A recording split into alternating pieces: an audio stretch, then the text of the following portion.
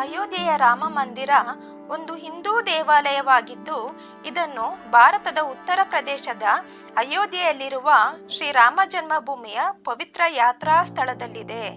6-8-2018 ಭಾರತದ ಪ್ರಧಾನಿ ನರೇಂದ್ರ ಮೋದಿ ದೇವಾಲಯದ ಶಿಲಾನ್ಯಾಸವನ್ನು ನೆರವೇರಿಸಿದರು.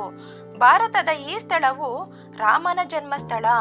ರಾಮ ವಿಷ್ಣುವಿನ 7ನೇ ಅವತಾರ ಎಂದು ಪೂಜಿಸುತ್ತಾರೆ. 1528ರಲ್ಲಿ ಮೊಘಲರು ರಾಮ ಮಂದಿರವನ್ನು ಕೆಡವಿ ಬಾಬರಿ ಮಸೀದಿಯನ್ನು ನಿರ್ಮಿಸಿದರು. ರಾಮ ಜನ್ಮಭೂಮಿಯ ಸ್ಥಳದ ಬಗೆಗೆ ಅನೇಕ ವಿವಾದಗಳು ನಡೆದವು. 1992ರಲ್ಲಿ ಕರಸೇವಕರ ಗುಂಪು ಮಸೀದಿಯನ್ನು ಕೆಡವಿತು.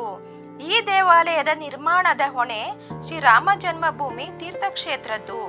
ಗುಜರಾತ್ನ ಸೋಮಪುರ ಕುಟುಂಬ ಈ ದೇವಾಲಯವನ್ನು ವಿನ್ಯಾಸಗೊಳಿಸಿದೆ.